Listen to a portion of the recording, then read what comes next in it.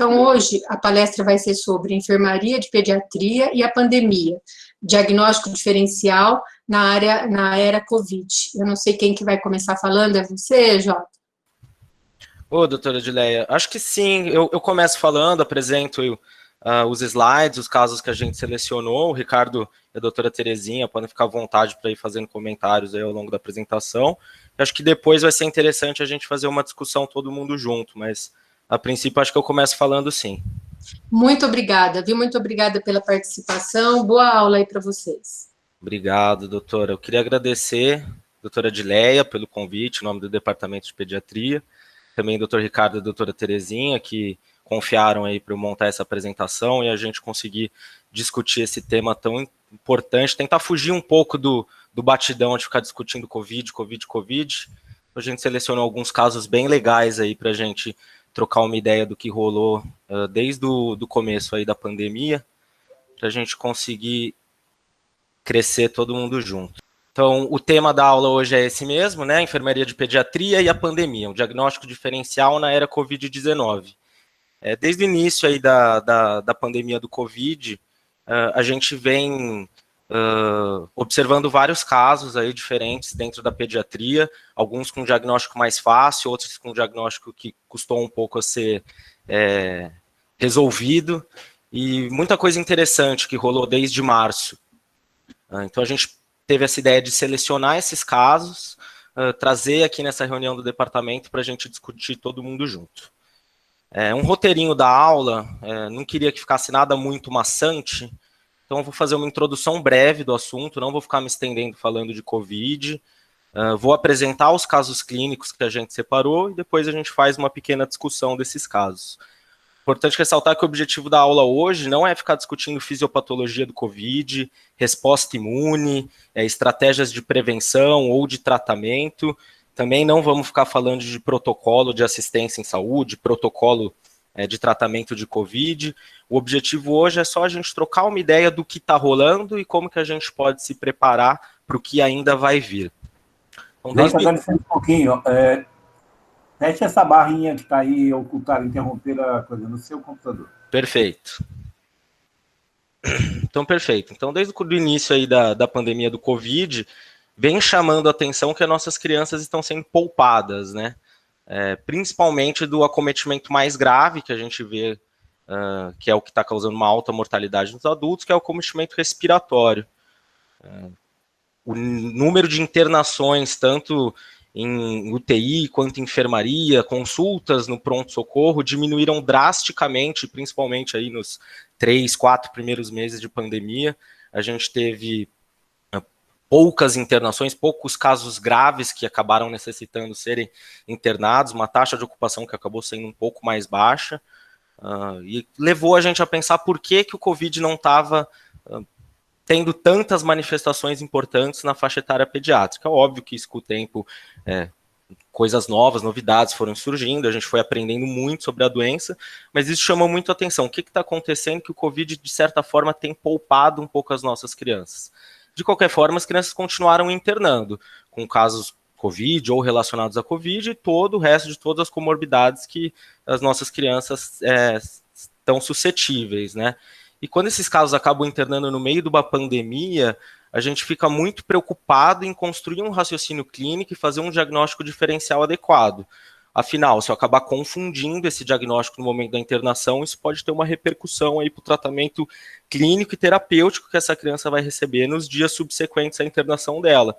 Então, se no momento da internação eu acabo deixando de fazer algumas hipóteses ou não pensando em algumas possibilidades para o caso que está à minha frente, acabo ficando muito preso ao diagnóstico de Covid ou mais recentemente a síndrome inflamatória multissistêmica, com certeza a gente está perdendo muita coisa.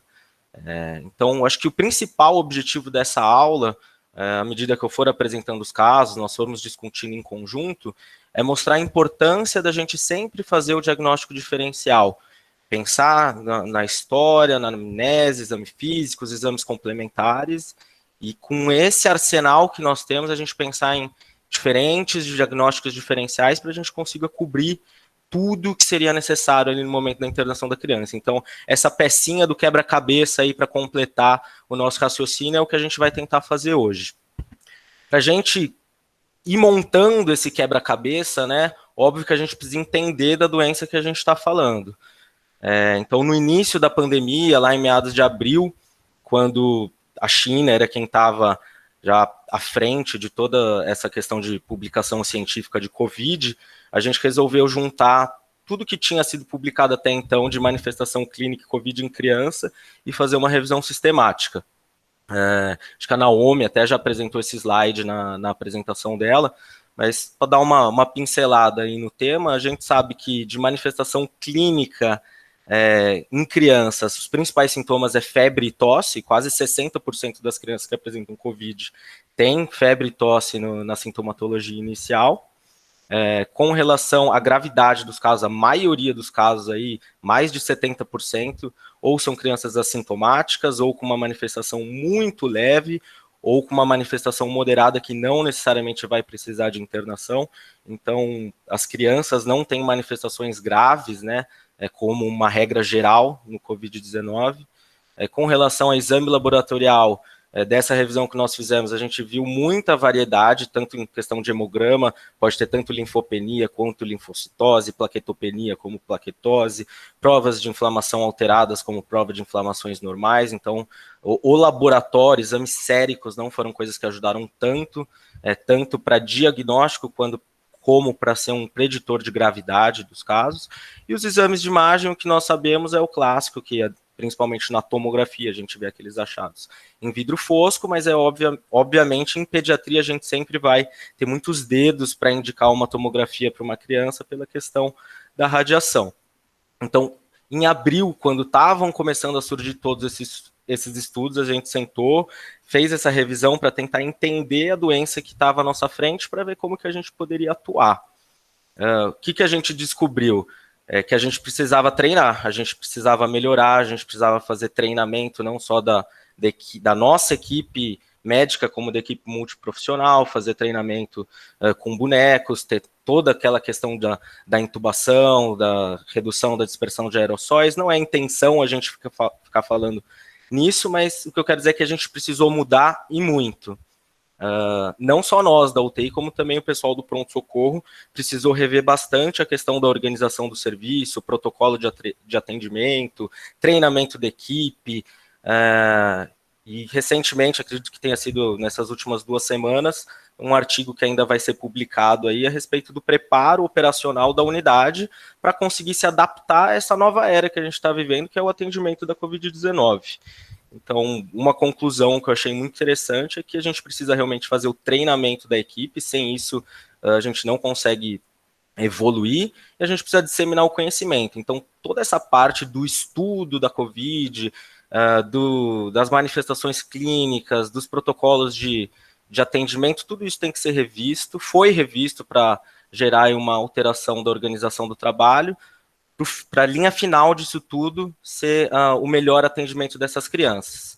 Então, também precisou ser feito treinamento, mudou a questão da organização da sala de urgência, dos equipamentos, ventilação mecânica, enfim. Então, tudo isso foi mudado pensando em atender melhor esses pacientes.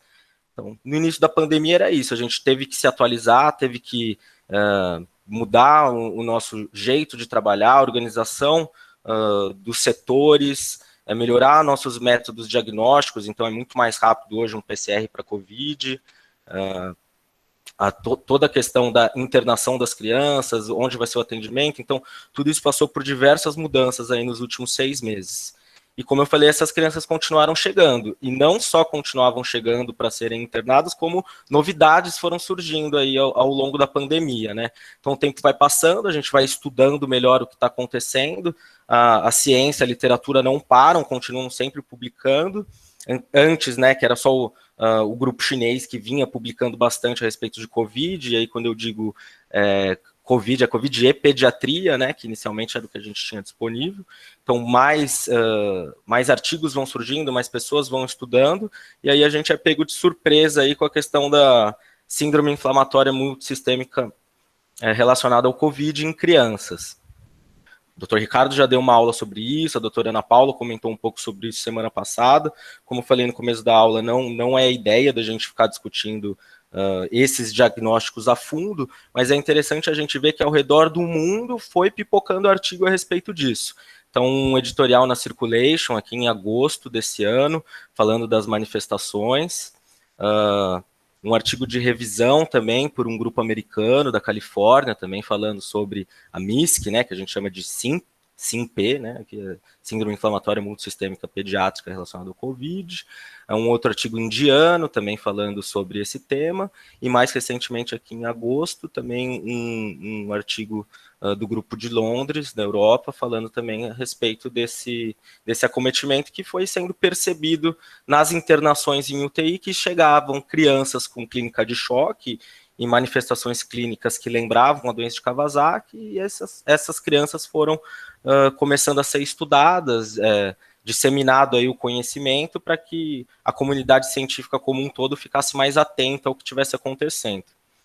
Esse slide a doutora Ana Paula também mostrou na semana passada, que é desse artigo aqui do grupo de Londres, falando um pouquinho a respeito da tempestade de citocinas, tempestade de interleucinas, toda a questão da ativação macrofágica, levando a toda uma resposta imune que vai levar à sintomatologia da inflamatória multissistêmica, com manifestações de mucosa, manifestações cardíacas, manifestações de trato gastrointestinal, manifestações de choque, disfunção renal e de outros órgãos, enfim. Então, essa tempestade de citocinas levando aí a diversas manifestações clínicas. E aí a gente vem com os sintomas que essa criança pode apresentar. Febre, mialgia, conjuntivite, rache, linfadenopatia, estomatite, prurido na pele, dor de cabeça, meningismo, letargia, toda uma alteração laboratorial das provas inflamatórias, alterações miocárdicas, tanto com aumento de troponina e proBNP, como clínica de miocardite, alterações das coronárias, né, que classicamente é descrito como da doença de Kawasaki clássica, mas em alguns casos aí da multi-inflamatória a gente tem visto, manifestações respiratórias com hipóxia, muitas manifestações de trato gastrointestinal, que é uma coisa que chama muita atenção, lesão de órgão-alvo, como insuficiência renal e trombocitopenia. Então, assim, é um diagnóstico muito rico na questão de sintomatologia, de sinais e sintomas, e até por isso a gente precisa de um guia para saber quando que a gente vai pensar nesse diagnóstico. Então, em agosto, a Sociedade Brasileira de Pediatria já tinha soltado alguns documentos falando sobre a síndrome inflamatória multissistêmica. Em agosto, eles soltaram uma nota de alerta falando sobre a notificação obrigatória desses casos, para que a gente consiga ir naquele raciocínio que eu falei. Quanto mais a gente estuda a doença, mais a gente entende, mais a gente dissemina conhecimento, e melhor a gente consegue atuar nessa doença, sempre pensando no melhor dos nossos pacientes, que no caso são as crianças. Então, assim, esse documento que eles soltaram é basicamente tentando dar uma definição diagnóstica. Tem vários critérios: obrigatório febre, acima de 38 por mais de 3 dias, e outros pequenos diagnósticos sempre tem, outros pequenos sintomas que sempre tem que estar em conjunto, né? Então, pelo menos 2 dos seguintes: conjuntivite ou sinal de inflamação mucocutânea, hipotensão arterial ou choque, manifestações de disfunção miocárdica, aí entra a questão da troponina ou proBNP que eu tinha comentado, evidências de coagulopatia, que é a trombocitopenia, então tanto por coagulograma ou dedímero elevado, manifestações gastrointestinais agudas, né, diarreia, vômito, dor abdominal, e diversas doenças tem, né, a primeira coisa que acontece, a criança sempre vai dar uma vomitada, né? Então, esse critério aqui de inclusão, a gente, se bobear, consegue colocar quase todas as crianças que a gente acaba vendo em pronto-socorro, ou vai ter uma diarreia, ou vai ter um vômito, ou vai queixar de dor abdominal. Então, isso e na síndrome inflamatória multissistêmica está muito relacionado, como a gente vai ver mais para frente. Marcadores de inflamação, VHS, PCR e procalcitonina. E importante, afastadas qualquer outras causas de origem infecciosa e inflamatória, incluindo sepsis, síndrome de choque estafilocócico e estreptocócico. E, além disso, tudo que a gente falou tem que ter evidência de Covid-19, ou por PCR, ou por sorologia, ou uma história forte de contato de algum caso confirmado para Covid-19. E aí faz o comentário que pode ter um diagnóstico diferencial com o Kawasaki. E aí a parte importante desse documento, que logo em seguida de todos esses critérios diagnósticos, ele dá uma boa reforçada na questão do diagnóstico diferencial, que é basicamente o que a gente vai discutir hoje. Então, antes de eu pensar em síndrome inflamatória multissistêmica relacionada ao COVID, eu preciso descartar, ou pelo menos estar considerando, todos esses outros diagnósticos. Então, da parte infecciosa, a gente pensaria em sepse, né, por conta da clínica de choque, febre, então mandatório, coleta de culturas. A síndrome de Kawasaki, que a doutora Ana Paula comentou bem na semana passada, a doença de Kawasaki atípica, o choque relacionado com o Kawasaki. Então tem vários espectros aí do Kawasaki que a gente tem que considerar, mas assim, eu vou jogar tudo no mesmo pacote de Kawasaki hoje, que é doença exantemática, febril, manifestações mucocutâneas, então assim, esse é um diagnóstico diferencial que tem que ser levado em consideração. Etiologia até hoje a gente ainda não sabe se é viral, se é bacteriano, se é puramente imunológico, como o Dr. Dirceu comentou na semana passada. Bom, síndrome da pele escaldada, síndrome do choque tóxico por estafilocócico, apendicite. Então é interessante a gente falar de novo que as manifestações de trato gastrointestinal estão pipocando muito nesses últimos meses aí, se está relacionado ou não ao Covid, talvez mais para frente a gente consiga ter uma noção mais clara disso. Então, a apendicite é um diagnóstico diferencial. Qualquer outro tipo de afecção viral, miocardites virais, vírus da dengue, Epstein-Barr, citomegalo, adenovírus, enterovírus. Então, todas essas afecções virais têm que ser descartadas. Daquela questão que a gente estava vendo no slide da síndrome de ativação macrofágica, daquela resposta imune exacerbada. Então, essa questão do diagnóstico imunológico específico também é um diferencial.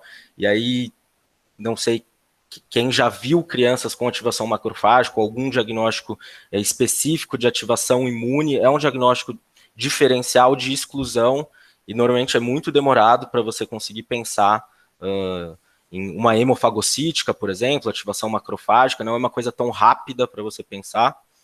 Colagenoses ou doenças inflamatórias, dentre elas principalmente lúpus, e vasculite, que aí entra de novo a questão da doença de Kawasaki, que leva aí a uma vasculite, sendo que a principal manifestação é a dilatação de coronárias. Ou seja, é um diagnóstico diferencial muito difícil, muito amplo, você vai de patologias virais, infecciosas, inflamatórias, imunológicas, que ainda não sabemos qual que é a etiologia, por exemplo, do Kawasaki. Então, você pensar no diagnóstico diferencial frente a uma suspeita de inflamatória sistêmica é difícil. São muitas alternativas que você tem que considerar antes de conseguir bater o martelo que você realmente está frente a uma síndrome inflamatória multissistêmica. E aí, conforme tudo isso foi rolando, os artigos foram surgindo, as evidências foram aparecendo, o que chamava atenção, que até a doutora Terezinha brincava, falou assim, poxa, mas cadê nossos casos, né? Onde que estão nossos casos de Covid, onde que estão nossos casos de multissistêmica, né? Iam surgindo relatos aqui, tanto na cidade de Campinas, quanto em São Paulo, principalmente, ao longo do mundo, muitos casos de inflamatória multissistêmica, aqueles artigos que eu mostrei, né, que é de agosto, setembro, também foram surgindo, e a gente começou a se questionar, poxa, cadê nossos casos, né? Em paralelo a tudo isso, as crianças continuavam sendo internadas. Aí já 4, 5 meses depois aí do início da pandemia, a gente voltou a ter um fluxo de internações muito mais semelhante com o que a gente tinha na era pré-pandemia, né? Então a UTI voltou a ficar cheia, a enfermaria começou a ter ocupação dos leitos alta, casos diferentes foram sendo internados, as crianças começaram a conviver um pouco mais entre si, apesar das escolas estarem fechadas, o que talvez tenha justificado um pouco dessas internações, nossos pacientes crônicos, os pós-operatórios, enfim. Então, recentemente, acredito que nos últimos 3 meses, a gente voltou numa situação de quase normalidade aí das internações. E a gente começou a ver quantos casos a gente tinha, quantos casos eram suspeitos, quantos casos eram confirmados, e fazer o levantamento desses dados. Então, assim, de casos confirmados de Covid pediátrico, de março até agora, 14 de outubro, a gente teve 2 casos confirmados de Covid da faixa etária pediátrica. De casos suspeitos de síndrome inflamatória multissistêmica, nós também tivemos 2 casos. Casos descartados de inflamatória multissistêmica ou Covid, que internam com esse diagnóstico e acabam se mostrando com um diagnóstico diferencial totalmente diferente, nós tivemos 3. E de casos que podem ser potencialmente relacionados ao Covid ou a uma síndrome inflamatória multissistêmica, nós tivemos só 1. Então, totalizando 8 casos, que são esses casos que a gente selecionou aqui agora para apresentar. Eu vou apresentar esses casos, vou tentar fazer uma leitura um pouco dinâmica aí dos casos, e eu tentei fazer uma coisa um pouco diferente para ver se a gente consegue interagir um pouco mais, mesmo estando longe aí. Eu fiz como se fosse um quiz online para todo mundo tentar responder. Então, eu vou passar o caso, basicamente o que teve de informação nas primeiras 12 horas de internação de história, anamnese, exame físico, exames complementares, laboratoriais e de imagem, e depois eu pauso aí uns 15 segundos, vou mandar um link no chat, que vai abrir uma janelinha, para vocês responderem. Quem não quiser mexer na apresentação, não quiser sair, ficar com medo de travar, não tem problema, depois eu mostro aqui para todo mundo.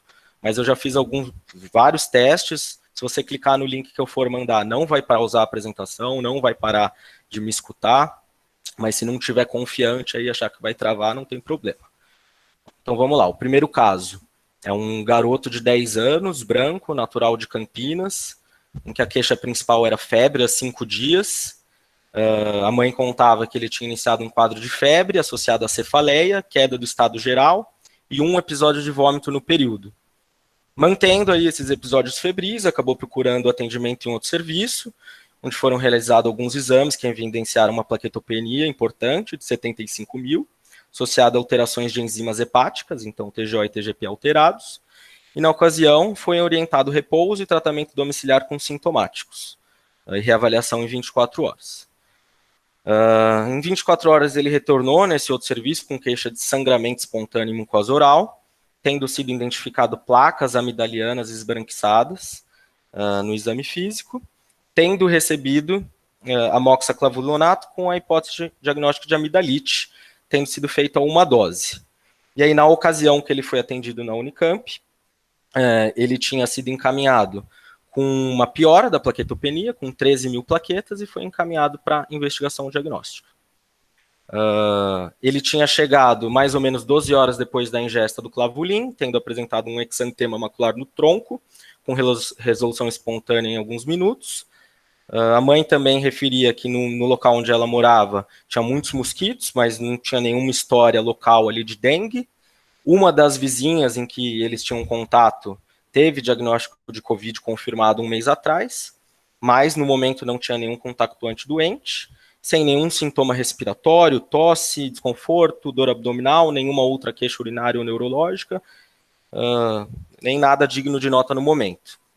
Não tinha tido nenhuma outra internação prévia, tinha uma atopia aí de antecedente pessoal, e de antecedente familiar tinha a mãe com hipertensão e diabetes. No exame físico inicial, sinais vitais, algo taquicárdico, uma cruz ictérica, no mais os sinais vitais normais, alguns linfonodos pequenos, móveis, palpáveis, consistência flexível em cadeia cervical. Na uroscopia, você tinha tanto crostas em lábios quanto na mucosa oral, algumas petequias em pálato, hipertrofia amidaliana com placas purulentas e algumas fissuras sem sangramento ativo. O resto da propedêutica cardíaca, pulmonar, abdominal, nada que chamasse atenção, e tinha realmente esse exantema micropapular morbiliforme, principalmente na região do tronco, e algumas petequias aí nos braços. Dos exames laboratoriais de entrada, de bioquímica, a única coisa que chamava atenção realmente era AST-ALT, estavam um pouco aumentadas. Dos eletrólitos, coagulograma, nada que chamasse atenção. Provas inflamatórias, a gente tinha um VHS que estava quase 3 vezes o valor da referência, mas o que chamava muito atenção realmente era o hemograma, que ele chega aqui no nosso serviço com 8.000 plaquetas no hemograma, uma linfopenia com linfocitose atípica, com 33% de linfócitos atípicos, série vermelha, HB-HT normal, e um dedímero também muito aumentado. O limite de normalidade do laboratório é 500, o dedímero de entrada é de 2.000, com urina 1 normal. Raio-X de entrada, nada que chamasse atenção, talvez um pouco hiperinsuflado, mas nada para pensar num quadro pulmonar. E aí é esse o diagnóstico esse é o caso que a gente está na nossa frente. Uma criança, então, que tem uma plaquetopenia, um exantema maculopapular, algumas manifestações hemorrágicas e inflamatórias. Então, eu mandei aqui no chat da apresentação o link. Quando você clicar nesse link, vai abrir aqui um quiz para responder.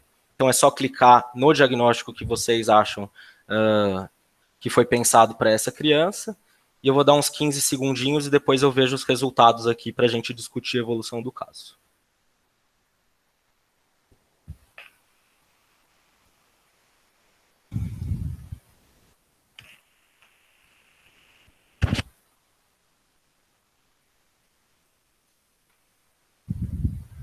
Beleza, então vamos ver os resultados. Então, bom, uma pessoa só votou, mas já tá valendo. Na próxima eu mando de novo, vamos ver se mais alguém vota. Então, a opção aqui que a pessoa colocou foi mononucleose ou síndrome monolike. Então, vamos voltar aqui para a apresentação. Então, qual que foi a evolução desse caso? Então, de diagnóstico, né, sindrômico, o diagnóstico foi firmado, foi uma síndrome febril purpúrica a esclarecer, e dentre os diferenciais, o que foi levantado foi realmente a mononucleose, COVID-19, uma febre maculosa, dengue, PTI e até manifestação neoplásica, como a leucemia linfóide aguda. Essa criança acaba sendo internada na UTI, é iniciado ceftriaxone e cloran, coletado todas as culturas, foi solicitado PCR para COVID, todas as sorologias, tanto para Epstein-Barr, CMV, toxo, para tentar chegar numa ideia se poderia ser uma síndrome da mono ou monolike, dengue, febre maculosa, ficamos atentos com a questão da plaquetopenia, o risco de sangramento, afinal já tinha uma manifestação de sangramento mucocutâneo, e foi mantido em isolamento até sair pelo menos o PCR para COVID. De evolução clínica e laboratorial, ela foi tendo uma melhora progressiva do nível das plaquetas e da linfopenia. Não precisou ser feita nenhuma conduta específica com relação ao sangramento, que também se resolveu espontaneamente. Das sorologias que foram coletadas, a sorologia de CMV mostrava já uma resposta inflamatória persistente. Toxo ainda era suscetível. A sorologia de Epstein-Barr veio com IgM positivo e IgG positivo, com anticorpos heterólogos para Epstein-Barr reagentes, o que nos trazia a informação de que ela tinha tido uma infecção recente pelo Epstein-Barr e ainda estava manifestando alguma resposta imune ainda por esses anticorpos heterólogos. Então, evolutivamente, as plaquetas também subiram para 130.000, as provas de alterações de enzimas hepáticas foram progressivamente sendo normalizadas, e no fim das contas, a conclusão diagnóstica que nós tivemos foi uma síndrome hemorrágica febril aguda, sendo que teve uma sorologia positiva para Epstein-Barr, sorologias negativas para o restante. Ainda estamos aguardando sorologia de dengue, que foi recoletada no 14º dia, e sorologia de febre maculosa. Lepto foi descartada por conta de epidemiologia, mas essa criança foi internada por 14 dias fazendo tratamento para uma possível febre maculosa, mas o diagnóstico mais provável que ela teve foi realmente uma síndrome monolike induzida pelo vírus Epstein-Barr. Ela foi de alta depois de 14 dias de antibiótico e vai retornar no ambulatório de infectologia para seguimento. Segundo caso, um lactente de 6 meses, também masculino, A queixa principal na entrada do pronto-socorro é que tinha parado de evacuar há 2 dias. De história, a mãe contava que tinha 6 dias aproximadamente que ele vinha apresentando febre e coriza, sendo que nos últimos 2 dias tinha tido distensão abdominal, vômitos e constipação. No momento do exame, não apresentava nenhuma clínica respiratória, nem sinais de infecção em vias aéreas superiores. De antecedente pessoal, não tinha nada que chamasse atenção. Em antecedente familiar, a mãe referia sintomas respiratórios que ela, né, a mãe tinha apresentado na última semana, com coriza, obstrução nasal e anosmia. Exame físico da criança, ela estava bem taquicárdica, 170 de frequência cardíaca, saturando bem ar ambiente, com uma pressão arterial adequada, regular estado geral, afebril, horoscopia, nada que chamasse atenção, também propedêutica cardíaca, pulmonar, nada que chamasse atenção. O que era mais relevante realmente era o exame físico abdominal. Ela apresentava aí uma distensão abdominal, com abdômen tenso, doloroso a palpação, sem visceromegalia, diminuição dos fluidos hidroaéreos e um hipertimpanismo à palpação. Então, no exame físico dela, aqui está uma foto, onde consegue ser visto aí essa distensão abdominal importante, consegue ter uma ideia aí da distensão por como está o umbigo, né, todo projetado para fora, já fazendo uma hérnia praticamente. No raio-x abdominal, a gente vê que uma pobreza total de ar em andar inferior aí do abdômen, mas a princípio sem pneumoperitônio, não tinha aí suspeita radiológica de perfuração intestinal, mas tinha uma clínica importante aí de distensão, irritabilidade, nível hidroaéreo presente aí, né, no raio-x, mas a princípio sem pneumoperitônio. Dos exames laboratoriais, enzimas hepáticas também alteradas, provas inflamatórias muito elevadas, né, com PCR de 250, ferritina de 930, eu coloco as referências aqui do lado. De exame de sangue, né, um hemograma, mostrava também uma linfopenia com 490 linfócitos e plaquetopenia com 99 mil plaquetas, um dedímero também muito aumentado, 4 vezes o limite da normalidade, que é 500, e um ultrassom abdominal que mostrava a presença de líquido livre em cavidade.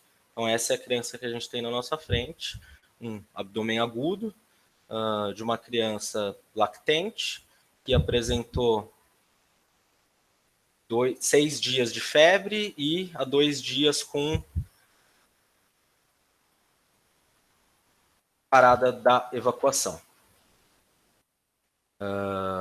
Então eu mandei aqui o quiz, só clicar, que vai aparecer aqui os diagnósticos para essa criança. Então, Covid-19, invaginação intestinal, divertículo de Meckel, apendicite aguda ou isquemia mesentérica. Eu vou dar aí alguns segundinhos para vocês responderem, depois eu clico nos resultados.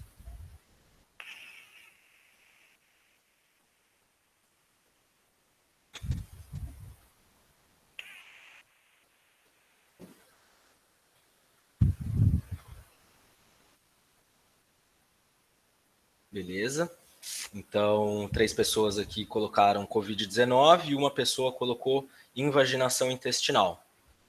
Vamos ver como é que foi a evolução dessa criança.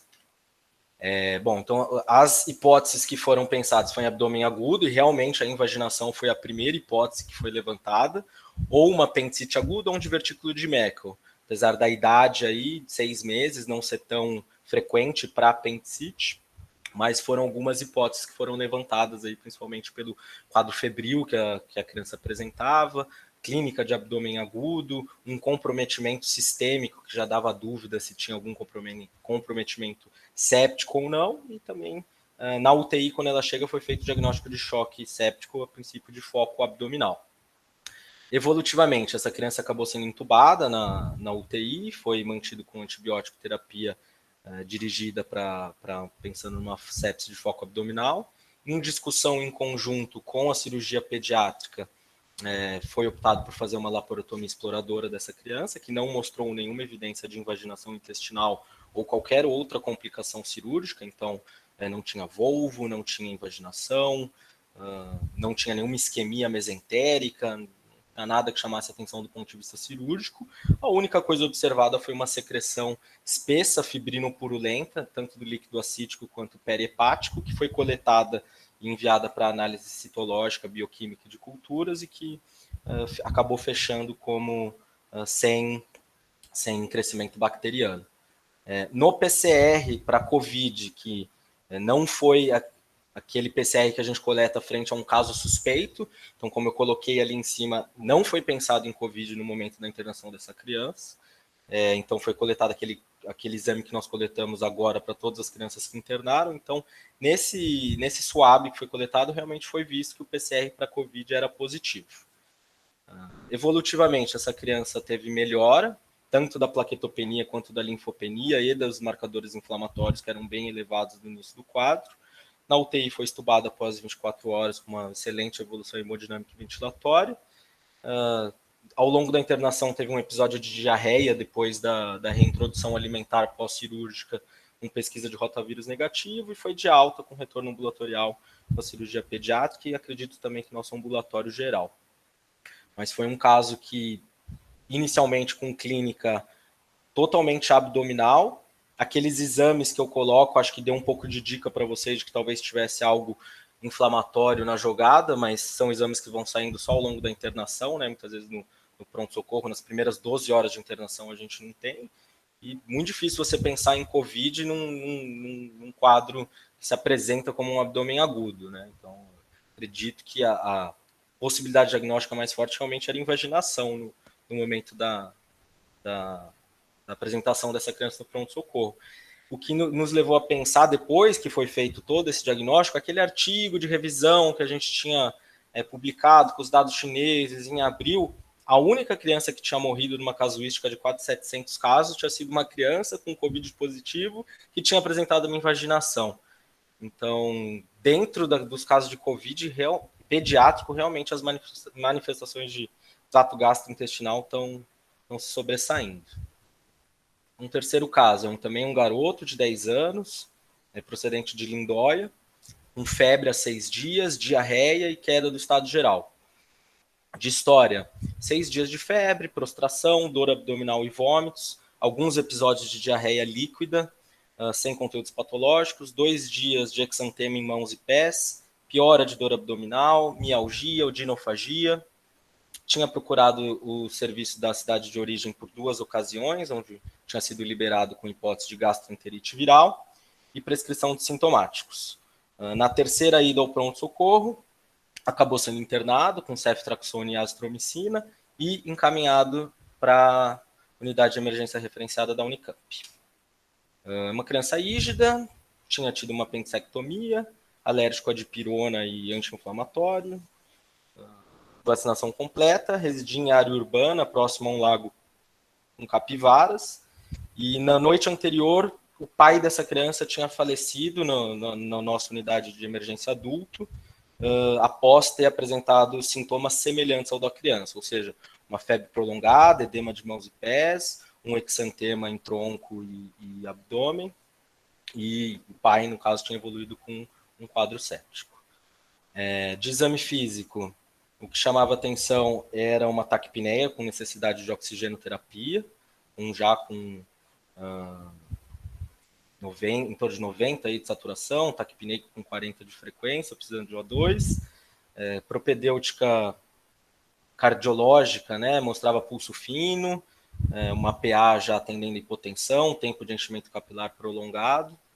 No neurológico dessa criança já estava um pouco sonolento, mas ainda assim orientado e responsivo, febril, desidratado e apresentava esse exantema maculopapular em abdômen.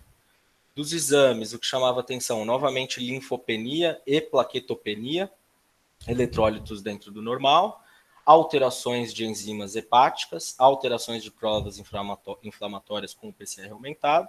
Já tinha sido encaminhado do outro serviço com sorologia de dengue, tanto teste rápido quanto a sorologia não reagente, uma sorologia para coronavírus também não reagente, e um dedímero de 35 mil. Então, vou colocar esse caso para a gente tentar descobrir o que está acontecendo com essa criança.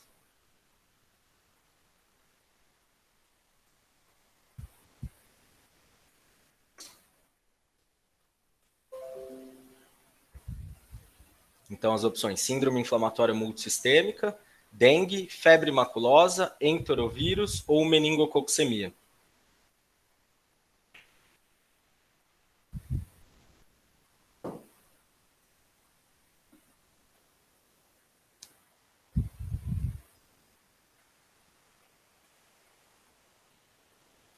Beleza, então, 3 votos aqui para febre maculosa e 1 voto para síndrome inflamatória multissistêmica relacionada ao Covid-19. Então, vamos ver qual foi a evolução dessa criança. Ela acaba sendo internada na UTI, realmente com os diagnósticos diferenciais. Foram esses que eu coloquei nas hipóteses: Covid, meningococcemia, dengue, enterovírus, febre maculosa e uma sepse grave sem foco. Foi mantido com catéter nasal de oxigênio, iniciado cloran e ceftraxone por conta dos antecedentes epidemiológicos, que a criança referia, a mãe, né, referia que tinha contato com capivara.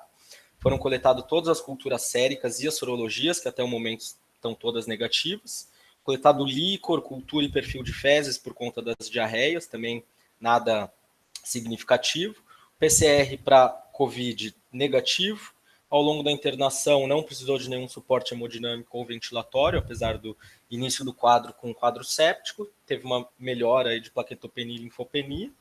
Em algum momento foi pensado em TEP, acredito por conta desse dedímero de 35 mil, e foi feita uma angiotomografia que foi descartado o TEP. E aí depois a gente discute essa questão do dedímero, que eu vi que o Dr. Ricardo até já mandou ali no chat.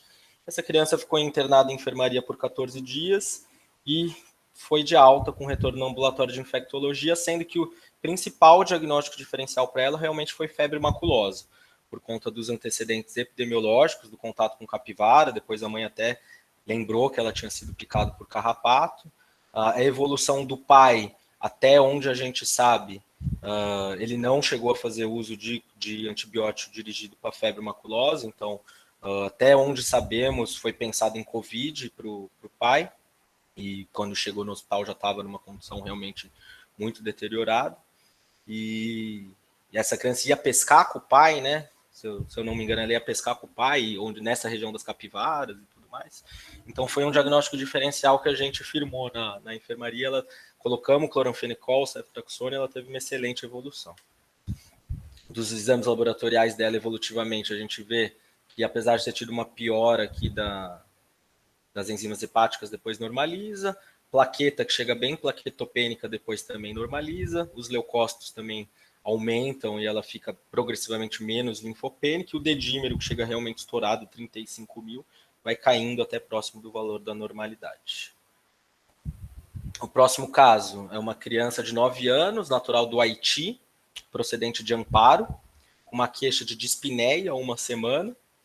De história, a mãe refere que está com febre há 15 dias, com um ou outro episódio de vômito e diarreia, uma semana com edema de membros, cansaço, aumento do tamanho abdominal, sem outras queixas. Teve diagnóstico de jeca, né, uma gastroenterite em outro serviço, tratado com sintomáticos e amoxa. Piora, ao longo desses últimos 15 dias, teve piora progressiva do edema, retornou em outro serviço, foi internado com hipótese de febre maculosa e leptospirose, sendo iniciado um antibiótico com cloran e ceftraxone, sem melhora do quadro. Na investigação, foi realizado um raio-x, que evidenciou um aumento importante da área cardíaca, congestão pulmonar, um ecocardio que mostrou derrame pericárdico, refluxo valvar aí de todas as válvulas cardíacas. Foi pensado em febre reumática induzida por um quadro viral, realizado furo e penicilina e encaminhado para a Unicamp para acompanhamento do quadro. De antecedente pessoal, não tinha nada significativo, as vacinas eram desconhecidas que ele perdeu quando se mudou do Haiti para o Brasil. De antecedente epidemiológico, essa criança residia em área rural, contato com gado, carrapato e rato, acredito que por isso foi pensado no outro serviço em febre maculosa e leptospirose, e a mãe tinha anemia. Dos exames iniciais dessa criança, uma anemia, uma leucocitose, né, as custas de segmentado, os eletrólitos normais, enzimas hepáticas com coagulograma normal, provas inflamatórias muito elevadas, tanto troponina quanto PCR. O ecocardiograma foi visualizado um refluxo valvar mitral e tricúspide moderado, aórtico e pulmonar leve, uma hipertensão pulmonar leve e um derrame pericárdico sem sinais de tamponamento. Do exame físico dela, acho que a única coisa que chamava atenção é que ela precisava de oxigênio, não tinha desconforto respiratório com retrações, mas tinha um pouquinho de taquipneia, e tinha um fígado palpável com um sopro sistólico audível. A radiografia de tórax de entrada dela é essa, que tem um aumento da área cardíaca significativo, e já com a trama vascular pulmonar toda bem marcada, daria para pensar numa congestão pulmonar. E aí é esse caso que a gente tem à nossa frente, uma criança com febre há 15 dias, aparentemente evoluindo com uma ICC, com provas inflamatórias muito alteradas. Eu vou mandar aqui o link para a gente ver quais que seriam as alternativas. Então, febre reumática em agudização, miocardite, síndrome inflamatória multissistêmica, lepto e febre maculosa.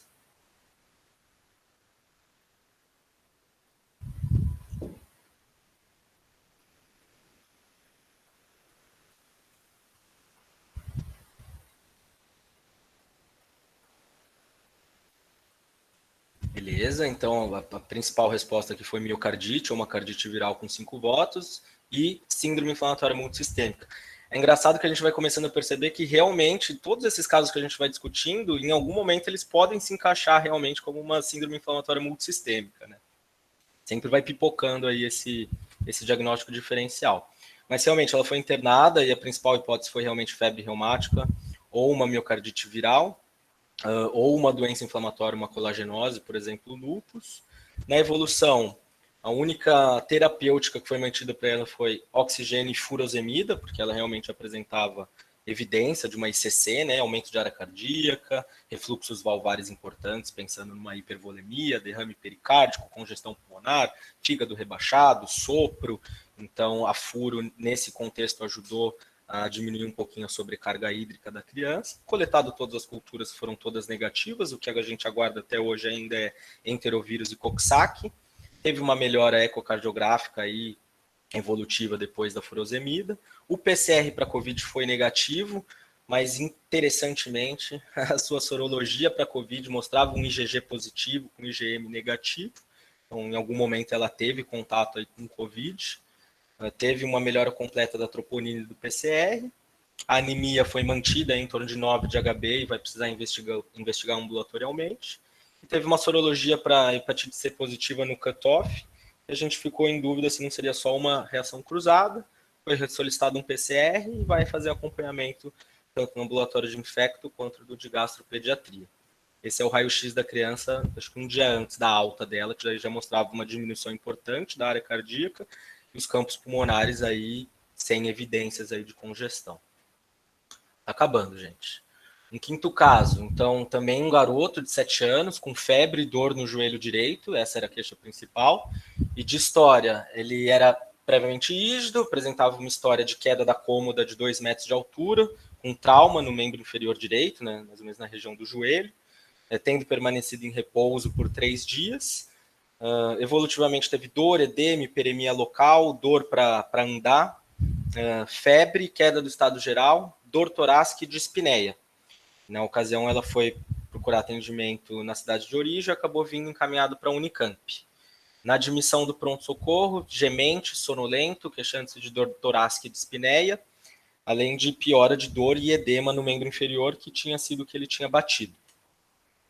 De antecedente pessoal, nada que chamasse atenção, vacinações em dia, mãe tinha um antecedente aí de uma bronquite e a avó e tio tinham tido um acidente vascular cerebral. No exame físico, mau estado geral, descorado, desidratado, febril, sonolento, taquicárdico, taquipneico, precisando de oxigênio, então hipoxêmico. Tinha um tempo de enchimento capilar muito rápido, aí, em flush.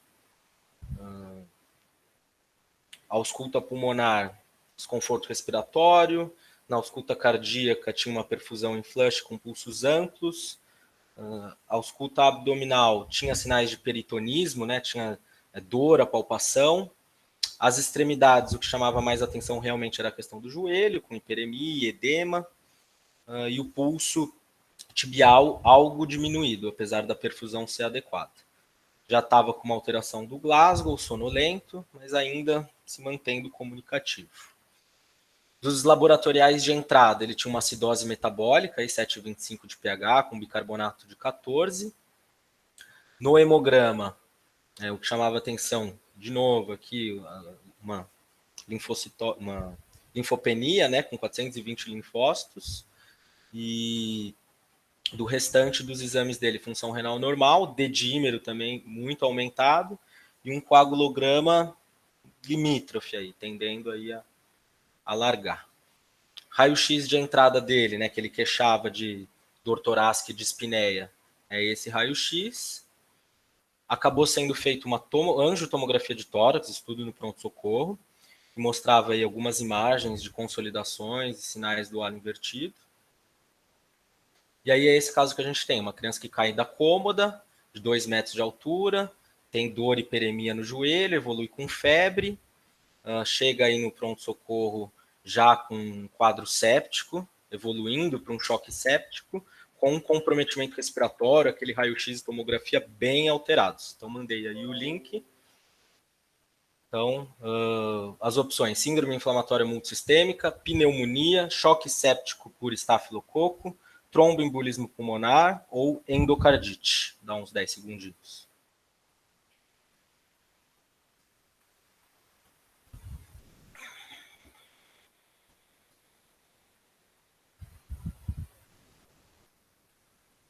Beleza, então a principal hipótese aqui foi choque séptico por estáfilo e tromboembolismo pulmonar como uma segunda opção. Vamos ver como que ela evoluiu. Realmente, o diagnóstico diferencial firmado foi um choque séptico por um estafilococo e na perna já com uma evolução com uma osteomielite, levando uma embolia séptica pulmonar. Evolutivamente, essa criança ficou muito instável do ponto de vista hemodinâmico ventilatório, precisou de droga, ventilação, teve melhora após 5 dias, e com 12 horas de internação foi comunicado que ela estava com 2 culturas positivas para Staphylococcus aureus, oxilina sensível, foi mantido antibiótico dirigido aí pela cultura por tempo prolongado, repetido o ecocardio, que tinha demonstrado uma imagem sugestiva de vegetação, mas que teve melhora após um tempo prolongado de antibiótico. Ela ficou 8 semanas com antibiótico terapia. O PCR para COVID foi negativo. E ao longo da internação ela teve algumas abordagens com ortopedia por conta de uma osteomielite, acometimento ósseo aí da tíbia, microabscessos, que precisou ser feitas algumas cirurgias.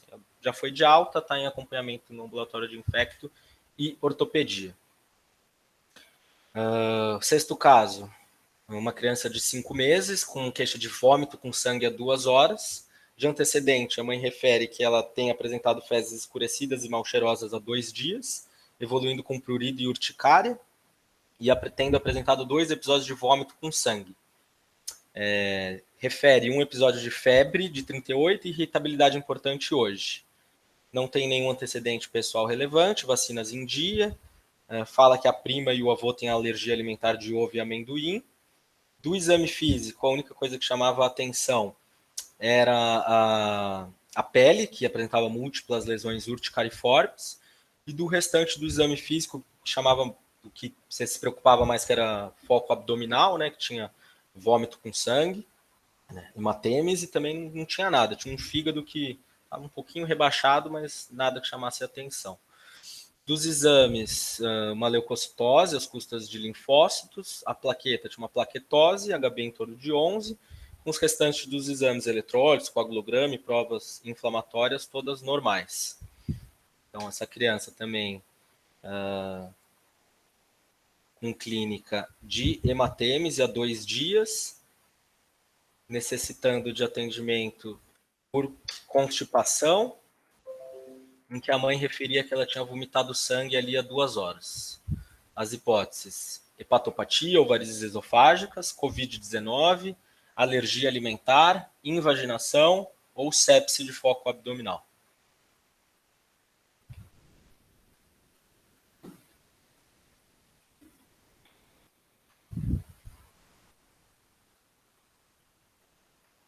Beleza? Então, alergia alimentar com 2 votos e COVID-19 com 1 voto. Vamos ver como que ela evoluiu.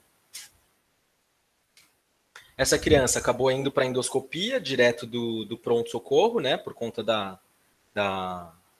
direto do pronto-socorro não, acredito que ela tenha internado e que ela estava estável, não tinha tido queda de HB, estava hemodinamicamente estável, acabou fazendo endoscopia no dia seguinte, então ela acabou internando na enfermaria e no dia seguinte ela realizou uma endoscopia que veio totalmente normal, sem nenhuma alteração. Ela ficou com uma hemorragia digestiva alta e a esclarecer, não teve nenhuma evidência de hepatopatia que foi investigada aí durante a internação, nem nenhum outro episódio de melena. Ela teve estabilidade hemodinâmica, nenhum outro sangramento, endoscopia normal, controle de HB dentro da normalidade sem queda, uma melhora completa da urticária. Foi investigado a questão da alergia alimentar, mas não conseguiu identificar algum desencadeante aí do quadro, e foi solicitado o PCR para COVID, que veio positivo. Essa criança, acho que ficou 48 horas internada, no máximo, aí, depois foi embora para casa com um segmento ambulatorial no ambulatório de gastro, para tentar entender um pouco melhor se isso foi só a ver com a questão do Covid ou se realmente tinha uma alergia alimentar associada, levando aí um quadro de hematêmese, urticária, hematêmese, né? Penúltimo caso, uma menina de 9 anos que há um mês vinha apresentando polidípsia, poliúria, polifagia. A mãe referia que, além dessa clínica, também tinha dor abdominal. Há 3 dias apresentando odinofagia. A mãe já estava em uso de ibuprofeno de horário, né, medicando a criança. Sem febre, sem tosse, sem coriza. Tinha procurado um PS da cidade de origem, onde foi prescrito Clavulin. No dia 25, que foi mais ou menos 3 dias depois que ela procurou esse pronto-socorro por odinofagia, quadro de sonolência, procurou a UPA, coletados exames, tem sido feito o diagnóstico de sepsidose diabética. De antecedentes, nada digno de nota. E quando vem encaminhado aqui para o nosso pronto-socorro, já em mau estado geral, sonolenta, desidratada, taquicárdica e taquipneica, precisando de oxigênio, com uma PA limítrofe, febril, e o restante do exame físico dirigido só as extremidades frias e mal perfundidas, e um Glasgow já tendendo a rebaixar por conta da sepsidose. A gasometria de entrada, pH 7,0, bicarbonato de 3, base excess de menos 28, então uma acidose metabólica importante. E essa é a criança que a gente tem na nossa frente, uma sepsidose diabética, a princípio, que chega já com um comprometimento importante, um choque hipovolêmico. Mandei aqui o link. Então, sepsidose diabética, prima descompensação, Covid-19, acidente escorpiônico, sepse de foco abdominal, acidemia propiônica. Então, eu já dei o diagnóstico aqui falando, né, do quadro dela, mas assim, de clínica, de exame, ficou bem claro. Mas eu acho que se eu colocasse esse quiz, mesmo sem ter falado do diagnóstico, acredito que quase todos vocês realmente colocariam sepsidose. Então, ó, todo mundo que votou em sepsidose diabética, e realmente essa criança teve uma sepsidose diabética. Mas o engraçado foi que na evolução dela, a gente notou que ela tinha o PCR para COVID positivo. Não vou entrar em detalhes da condução do caso, foi conduzido como uma sepsidose, foi estabilizado do ponto de vista hemodinâmico e volêmico na UTI, foi depois da estabilização iniciado o tratamento conjunto com a endócrino, depois teve alta com acompanhamento no ambulatório de endócrino. Mas chamou a atenção esse caso, nesse momento, que eu acredito que tenha sido mais ou menos no início de agosto, a quantidade de sepsidose que nós estávamos recebendo na UTI. Estava num quadro, um número de internações absurdas de cetoacidose, que no finalzinho dos casos a gente vai discutir rapidamente. Então, o último caso. Uma menina de 1 ano e 10 meses, esse já é o último e mais recente.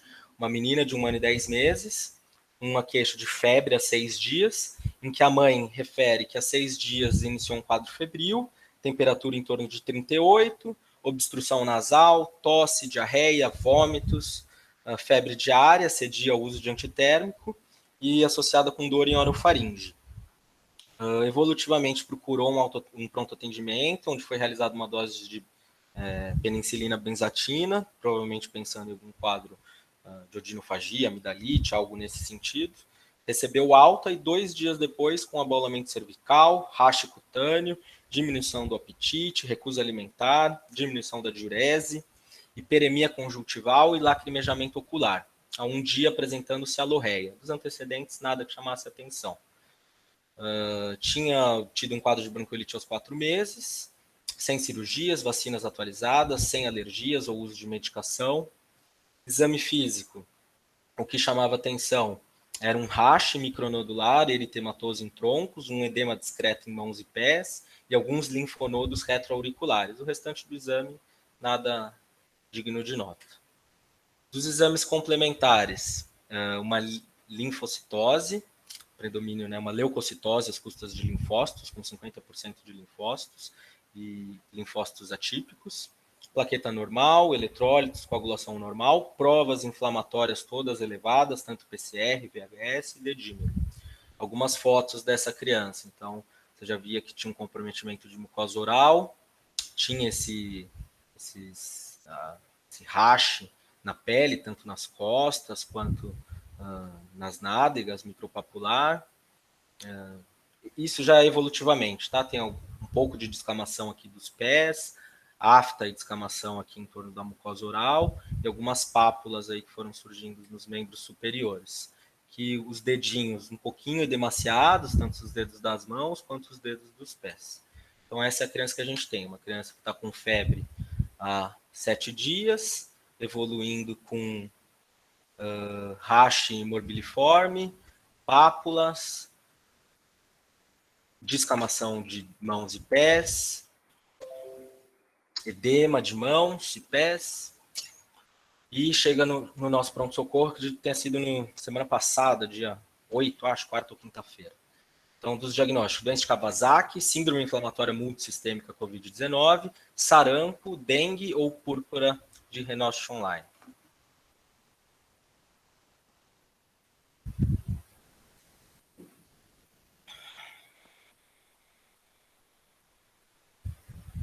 Então, aqui dos 5 votos que a gente teve, doença de Kawasaki, né, com 4 votos, e síndrome inflamatória multissistêmica relacionada ao COVID.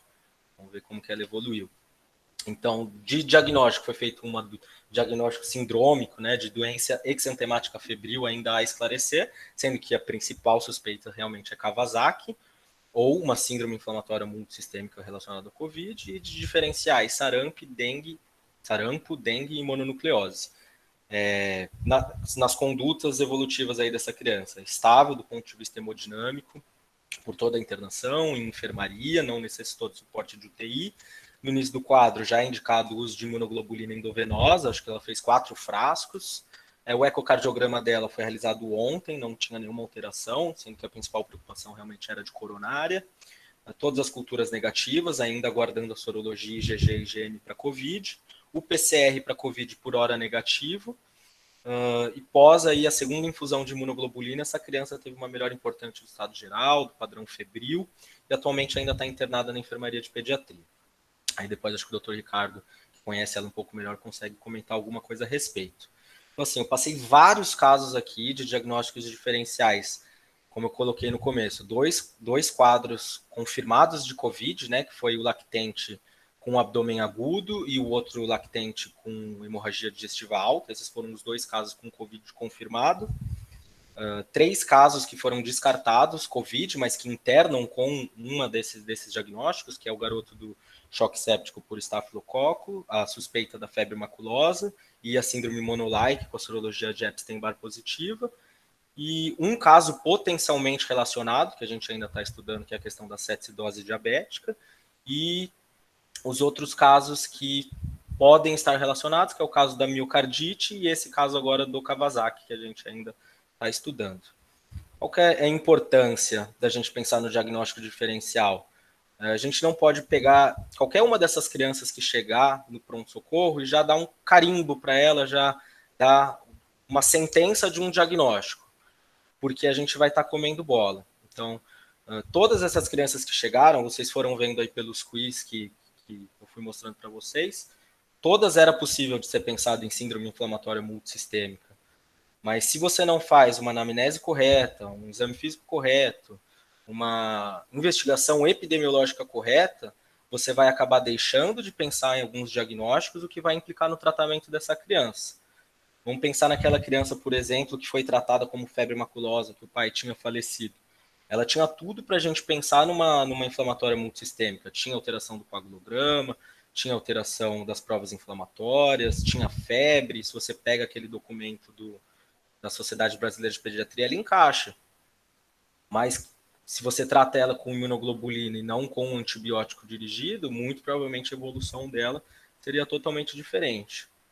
As demais doenças virais aí que a gente foi vendo que aconteceram, talvez não tivesse tanta influência, mas quando você está diante de um quadro em que o diagnóstico diferencial é primordial para o desfecho clínico da criança, é muito importante que você não caia na tentação de dar um carimbo do que é mais fácil, seja o COVID, seja a síndrome inflamatória multissistêmica, o que é um desafio, né? Vocês viram que é difícil de você elencar todas essas hipóteses diagnósticas. Então, acho que se eu for deixar alguma mensagem aqui, frente a esses casos, acho que tem que pensar sim nesses diagnósticos diferenciais, é desafiador pensar em coisas fora da caixa, mas se você não pensa, se você não faz a hipótese diagnóstica, você não trata. Então, frente a esses casos ricos em sintomatologia, sinal, sintoma, acho que vale a pena gastar 5 minutinhos, pensar, colocar ali no papel o que acha que é. Tem que for dar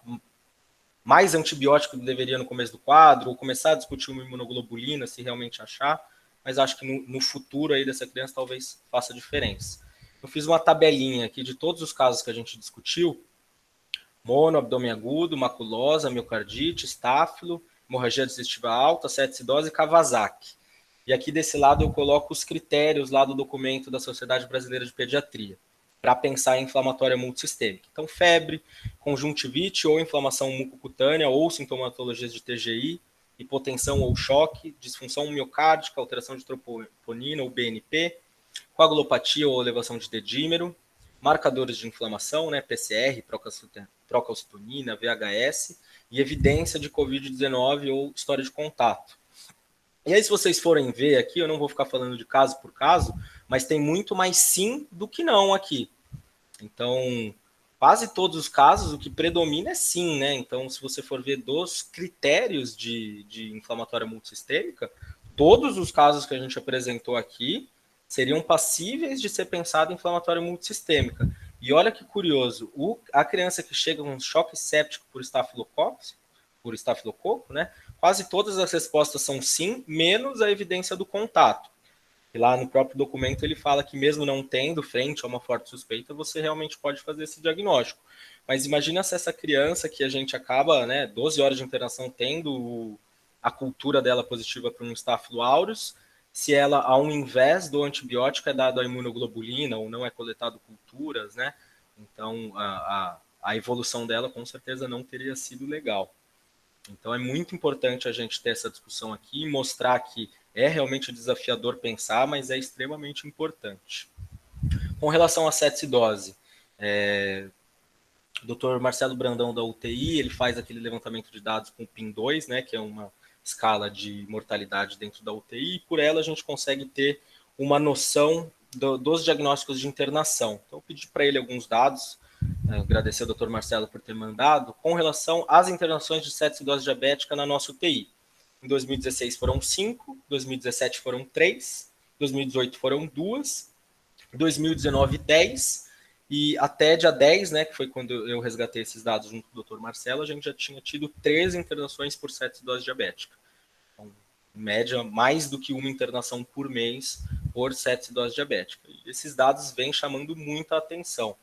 Alguns artigos aí do começo do ano já vinham falando da interação do COVID e a diabetes, né? Não da sepsidose, mas da relação COVID e diabetes, como é uma alça que uma coisa prejudica a outra, né? Então, o diabetes, você tem uma resposta imune ruim, um estado pró-inflamatório de citocina sempre aumentado, uma regulação para baixo dos receptores de ECA.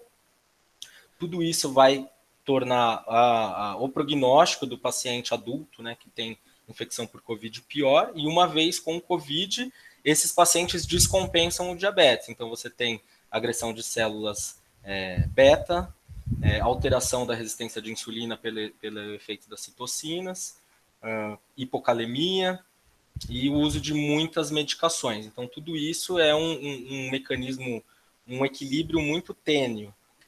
E mais recentemente, vários artigos aí já na faixa etária pediátrica, foram surgindo, se questionando se o Covid-19 tem atrasado o diagnóstico ou piorado a apresentação da diabetes tipo 1 em crianças, ou se o Covid-19 tem alguma relação com o diabetes, e outros já mostrando que realmente na faixa etária pediátrica você está tendo maior diagnóstico de cetoacidose em hospitais terciários.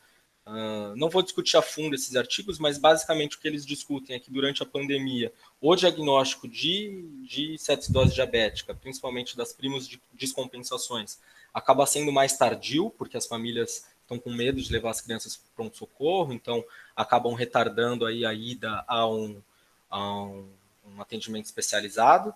Daquelas crianças que já têm o diagnóstico de diabetes, acabaram por alguma forma, por algum período, tendo um déficit no acompanhamento, até os profissionais de saúde se adaptarem a essa era agora da telemedicina, seja para um ajuste de dose, prescrição de um exame específico. Então, essa questão dessas crianças que já acompanham acabou ficando um pouco bagunçada.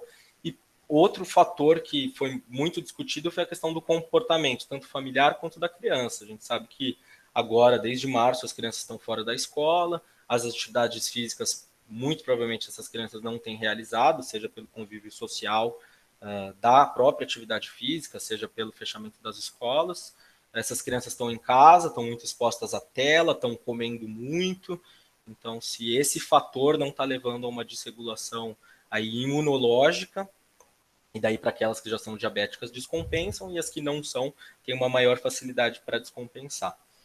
E a principal cereja do bolo aí que está sendo discutida é se a infecção pelo Covid consegue estimular o desenvolvimento da cetoacidose, se tem alguma relação, que nem no caso que a gente mostrou, que a criança era uma prima descompensação com um IgG positivo para Covid-19, alguns artigos estão começando a serem publicados, mostrando que aqui, 2015 a 2019, num centro em Londres, você tem uma média de cetoacidose muito baixa.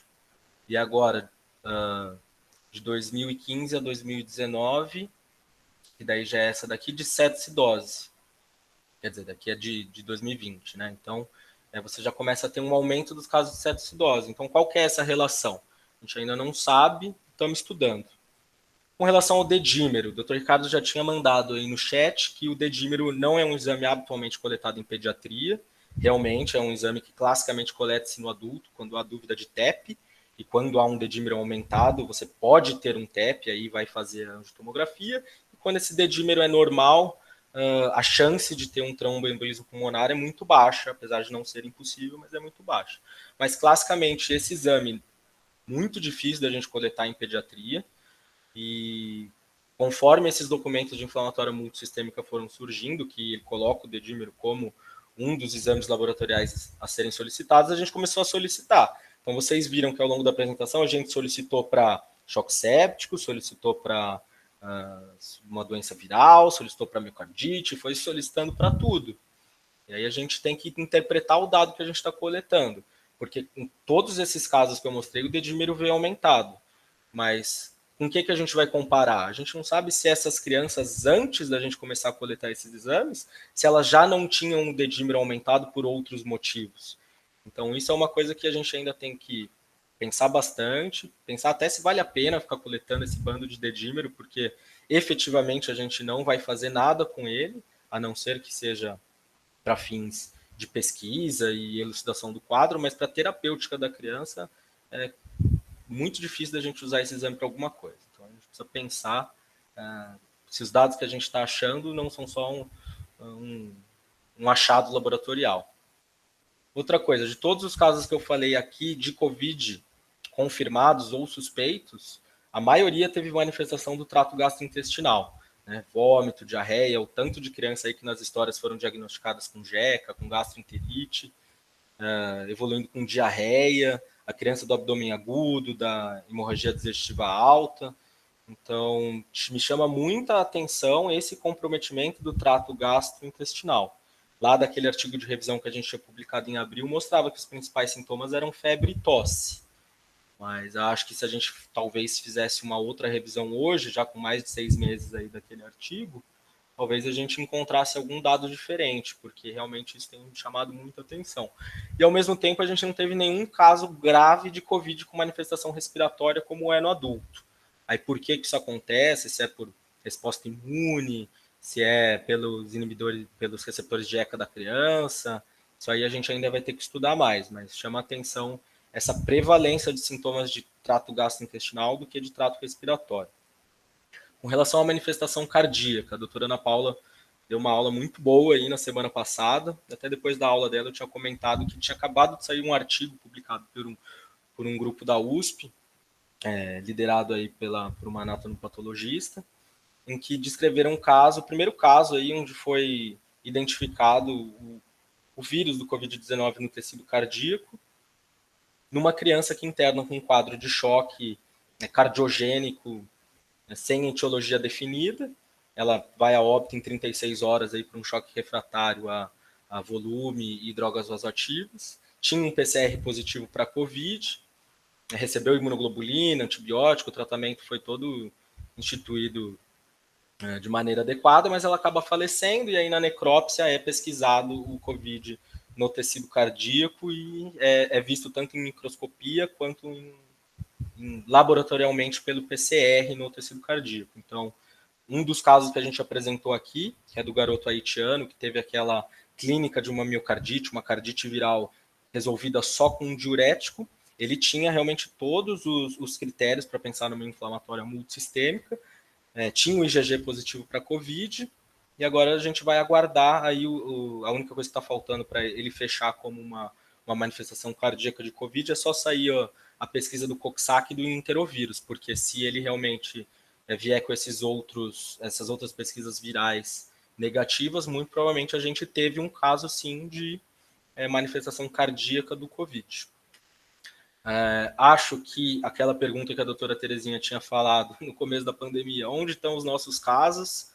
Acho que a gente conseguiu responder. Os casos estão aí, a gente precisa ter um olhar bem cuidadoso para conseguir identificar esses casos, elencar os diagnósticos diferenciais, mas acredito que de agora em diante, minha impressão é que a gente vai começar a ver um pouco mais desses casos ou de manifestação cardíaca ou de Kawasaki-like, estudar um pouquinho melhor essas acidoses diabéticas, porque acredito que agora está todo mundo um pouquinho mais atento com relação a isso.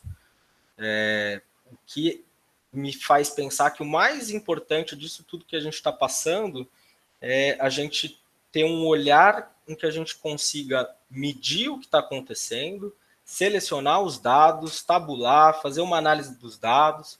Para isso a gente precisa saber quem que está internando, quem são os pacientes que estão passando no nosso pronto-socorro, quem está internando na nossa enfermaria, quais os casos graves que estão indo para o nosso UTI, o que está acontecendo com essas crianças, como são os exames. A gente precisa separar esses dados, estudar esses dados, entender o que está acontecendo, porque a gente só consegue atuar, tomar uma medida, melhorar alguma coisa quando a gente entende, né? Que nem quando a gente quer perder peso, o que a gente vai comparar é o peso na balança, né? Você está alto, você faz aí alguma intervenção, depois sobe lá na balança, o peso diminuiu. Então, acho que a gente precisa ter esse olhar dentro das nossas crianças que estão internando. O que está internando, o que está acontecendo, e o que eu posso fazer de diferente. Então, por exemplo, na UTI que tem o PIN2, é uma coisa que ajudou muito. Aquele dado que eu mandei da sepsidose, fica claro que a gente está internando muito mais sepsidose do que nos últimos 5 anos. Poxa, então agora que eu tenho esse dado, que eu medi, tabulei, analisei, vamos ver o que eu posso fazer de intervenção. Então, eu acho que isso para todos os setores aí é fundamental. Então, daquele primeiro slide lá que eu mostrei que o diagnóstico diferencial era uma peça do quebra-cabeça que estava faltando para a gente construir o raciocínio. Eu espero que com essa aula, desculpa se ficou um pouco longa, um pouco cansativa, tentei fazer o máximo interativa possível aí para todo mundo participar um pouco, mas eu espero que se tenha servido como uma das pecinhas do quebra-cabeça aí para todo mundo abrir a mente aí para o Covid, eu já fico feliz. Obrigado. Muito obrigada, Nadal, parabéns pela excelente apresentação. Você conseguiu nos brindar aí com esses casos que realmente vai nos levar à reflexão Eu gostaria de parabenizar todos vocês, a equipe aí da enfermaria, que é claro que não seria diferente, mas você conseguiu nos mostrar a importância de ter um serviço organizado, uma assistência sistematizada, né? E ainda a questão de você fazer o diagnóstico e fazer sempre o diagnóstico diferencial. O caso 3 aí da febre maculosa é um divisor de águas desse paciente sobreviver ou não, né? Então, assim, o da sepsis por estáfilo, realmente, nem tudo é Covid, mas a gente precisa pensar no Covid e principalmente no diagnóstico diferencial. Parabéns, excelente tema. A gente tem muito que agradecer vocês por nos dar a oportunidade de compartilhar com vocês aí desses casos. Muito, muito importante. Eu vou passar a palavra aí para o doutor Ricardo e para os demais, e doutor Teresina. Muito obrigada, viu, Nadal? Obrigado, professora. Obrigado mesmo. Foi muito bacana aí ter feito essa aula. Terezinha, você quer falar primeiro? Como que você quer fazer? Pode falar, Ricardo. Pode falar, sim. Eu acho que assim, primeiro parabenizar ao Jota pelos casos, né? Eu acho que, Adileia, a gente é aquilo que você falou, é um trabalho em equipe, né? Quando a gente começou a pandemia, a gente achava que o problema seria quadros respiratórios, os quadros respiratórios não vieram, mas vieram esses casos, e quando a gente estava começando a fazer os primeiros, ver que não chegavam os casos, sai a coisa da SIM aí, da MIS. Em maio, a Mariana e a Terezinha pediram para eu falar da MIS, eu era descrente em relação a isso, me preocupava muito os critérios diagnósticos, né? E ainda me preocupam, porque eu acho que você tem que estar pensando nisso. Eu acho que esse último caso que o Jota apresentou do Kawasaki, ele é um caso que ainda deixa muita dúvida. Eu tenho pouca experiência, mas quando me mandaram as primeiras fotos, eu falei assim, não é sarampo.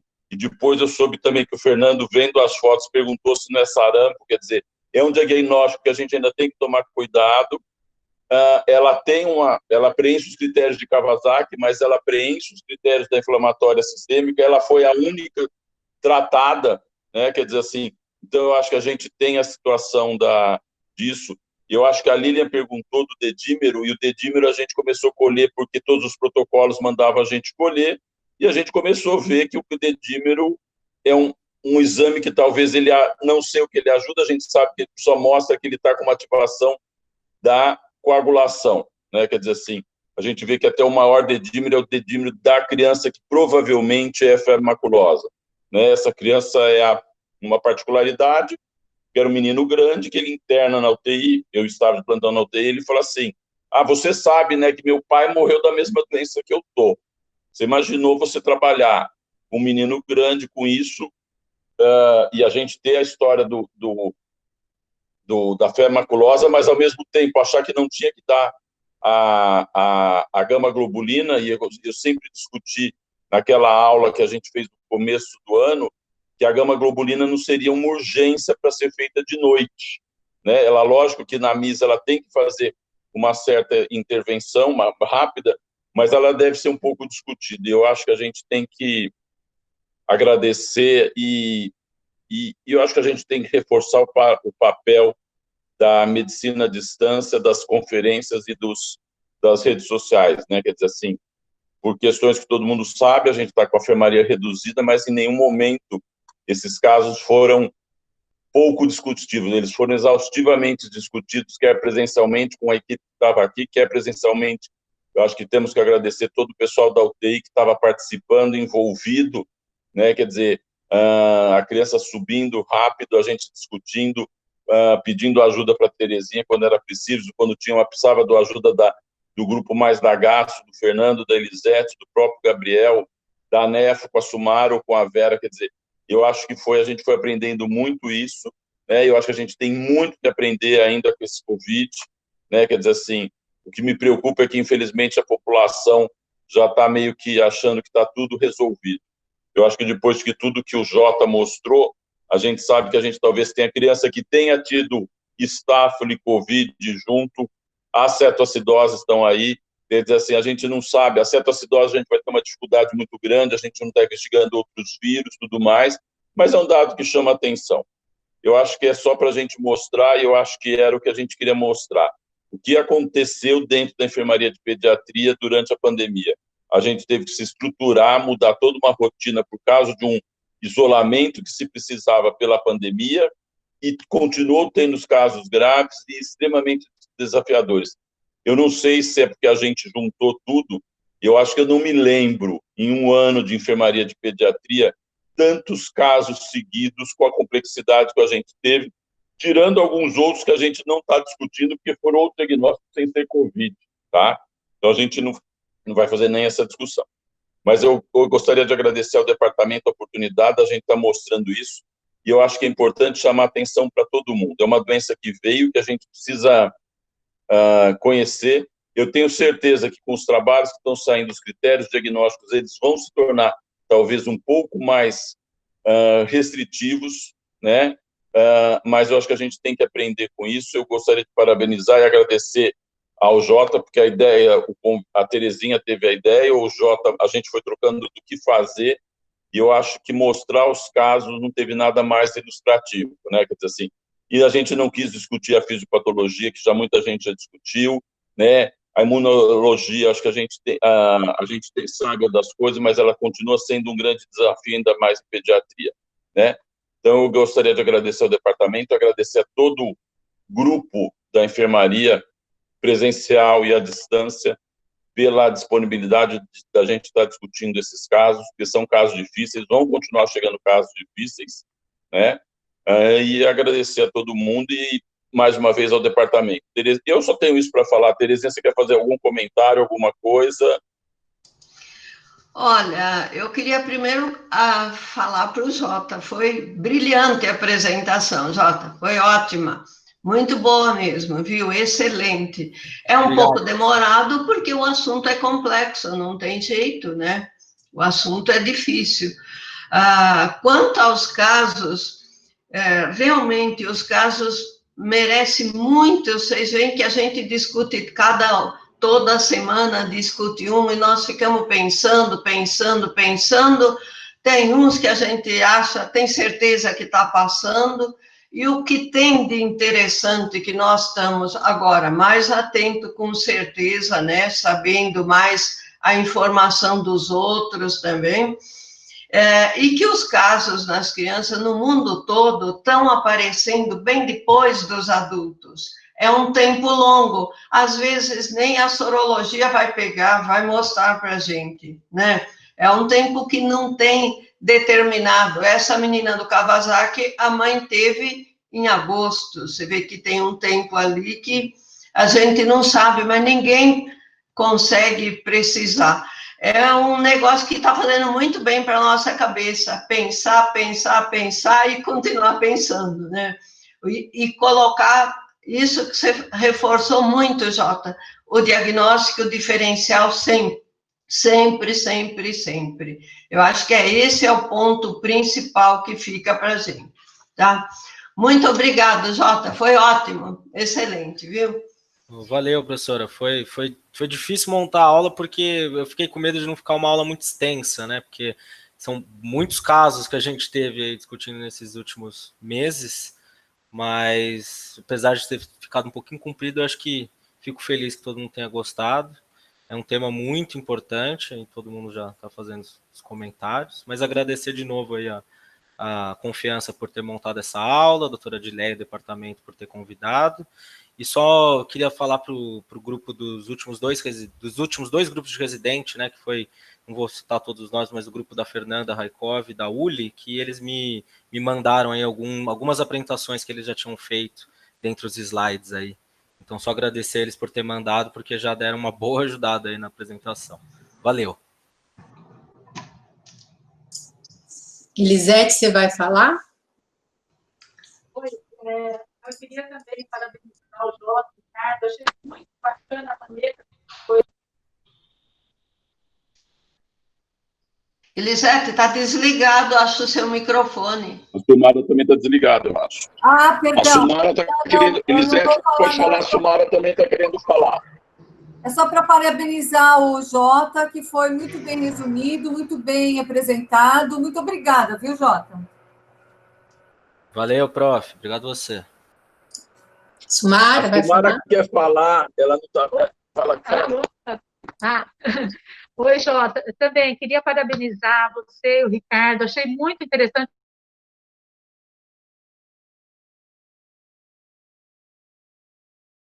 Muito bacana a forma como foram disponibilizados os casos, né, dessa forma interativa, com os diagnosticais. A gente aqui na enfermaria, a gente lida com realmente quadros clínicos muito exuberantes, né, casos muito interessantes, que exigem da gente realmente uma formulação sempre, assim, de diagnósticos diferenciais, né, e realmente aquilo que o Ricardo falou, acho que a complexidade dos casos nos últimos meses tem sido bem grande, né, e o Ricardo está de parabéns aqui, que ele dominou essa enfermaria esse tempo todo. A gente tenta contribuir na medida do possível, quando pode, né, quando dá certo de discutir os casos, e as reuniões de quinta também são muito boas para isso, né, e realmente a clínica da pediatria é uma clínica médica completa, né, é um compêndio, e a gente está aprendendo muito com esses casos. E eu acho que seria muito interessante se a gente pudesse batalhar de ter mais disponibilidade de fazer as sorologias, né, porque nem sempre a gente colhe o COVID, o PCR para COVID, no tempo adequado, pelo período que o paciente chega, né, às vezes ele já chega com tempo demais, já passou do 5º dia de evolução, então o PCR para COVID já não seria mais o exame ideal, ou ele chega muito precoce, e nem sempre a gente tem disponibilidade de repetir o exame, né, então, mas eu acho que é importante a gente lutar para ter isso, para a gente podendo construir, né, o que essa doença causa nas crianças, né, e só assim para fazer o diagnóstico desse. Alguns teriam passado se a gente não tivesse a sorologia, né? Então, mas muito bacana, está perfeito, né? Tá, acho que apresentou muito bem, viu, Jota? Parabéns. Valeu, professora. Parabéns para todo mundo aí da enfermaria. Mais uma vez, muito obrigada, parabéns. Alguém mais gostaria de fazer pergunta ou de falar alguma coisa? Acho que não. Caso contrário, então, acho que nós vamos encerrar. Muito obrigada, equipe, muito obrigada, Nadal, doutora Terezinha, Ricardo, todos vocês aí da enfermaria. Foi muito, muito bom mesmo. Muito obrigada. Valeu, boa tarde para vocês.